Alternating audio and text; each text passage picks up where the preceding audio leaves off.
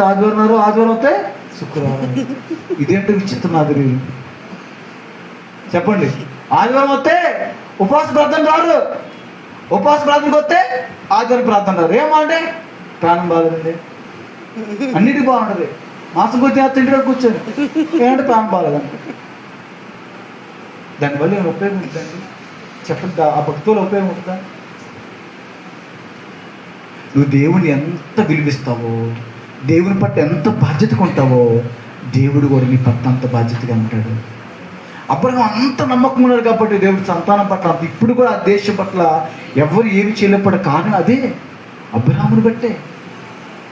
మనల్ని బట్టి కొన్ని తరాలు దీవించబడేలా మనం భక్తి చేయాలి. చెప్పండి, మనల్ని బట్టి ఏమవ్వాలండి? కొన్ని తరాలు ఆస్వాదించబడాలి. అలాంటి భక్తి మనం చేయాలి.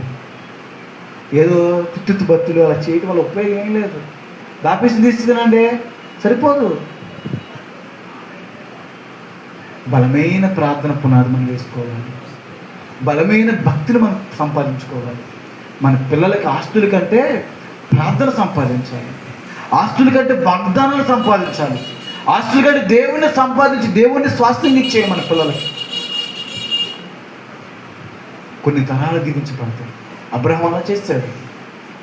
అబ్రహాం పిచ్చోడు అనుకున్నారు. అరే, ఊరు విడిచిపెట్టి వెళ్ళిపోతున్నాడా, పొలం విడిచిపెట్టి వెళ్ళిపోతున్నాడా, సొంత ఊరు విడిచిపెట్టి వెళ్ళిపోతున్నాడు, ఇరేపోతాడు అనుకున్నారు.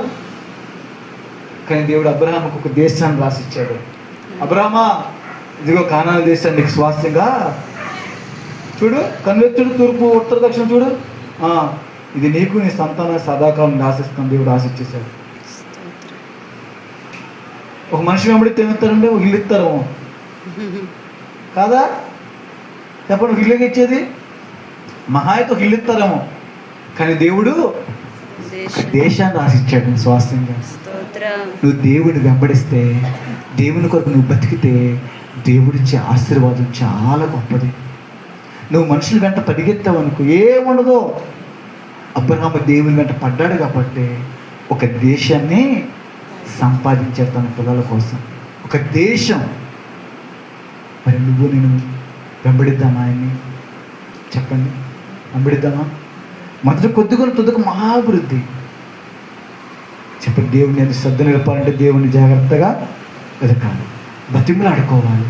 పవిత్రంగా యథార్థంగా ఉన్నప్పుడు నిశ్చయంగా మనల్ని దేవుడు దీవిస్తాడు. మొదట కొద్దిగా ఉండొచ్చు, తుదకు అభివృద్ధికి మన జీవితాలు దేవుడు తీసుకువెళ్తాడు. అట్టి కృప దేవుడు అనుగ్రహించిన గాక. రెండు హస్తాల పైకి దేవుని స్తోత్రాలు చెల్లిద్దాం. హల్లెలూయా, హల్లెలూయా.